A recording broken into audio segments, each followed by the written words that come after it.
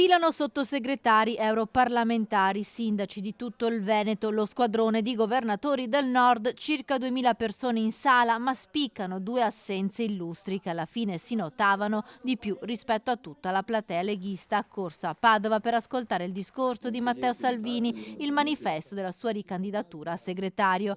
I grandi assenti sono i due assessori regionali, Roberto Marcato, l'anima leghista alle ultime regionali, l'uomo del partito che ha ottenuto più preferenze, e Giampaolo Bottaccino, ufficialmente impegnato a Pederoba ad un appuntamento della Protezione Civile.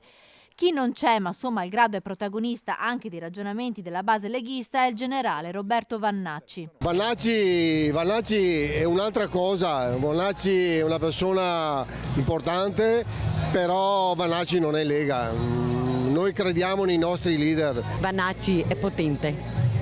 Vannacci è potente, non è leghista. Vannacci è un'altra persona, noi siamo per Salvini. Vannacci è una persona che piace, non è mica un leghista, se condivide le nostre idee è bene accetto. Non vedo che faccia molta differenza né intervenga nelle questioni principali della Lega. Nella locandina dell'evento, vicino ad Alberto da Giussano, spunta il tricolore. I discorsi più apprezzati dalla platea restano quelli di Luca Zaia e Alberto Stefani. Alberto Stefani, la presentazione che ha fatto è stata eccezionale. Quello di Alberto Stefani sicuramente rappresenta l'identità cioè la natura della Lega, quindi del Veneto. Diciamo che Luca Zaia è stato magnifico, nulla che togliere al mio presidente Massimiliano Frecciarola. All'interno della sala i big guardano al futuro della Lega per due questioni chiave per il Veneto, l'autonomia e le prossime regionali.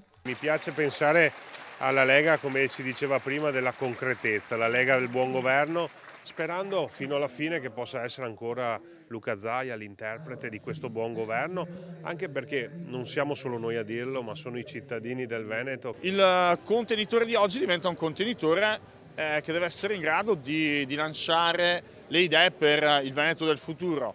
Chiaramente l'autonomia è la pietra miliare di questo movimento. Il futuro del nostro paese passa attraverso anche la capacità di contrastare coloro che magari pensano più alle armi che ad altro.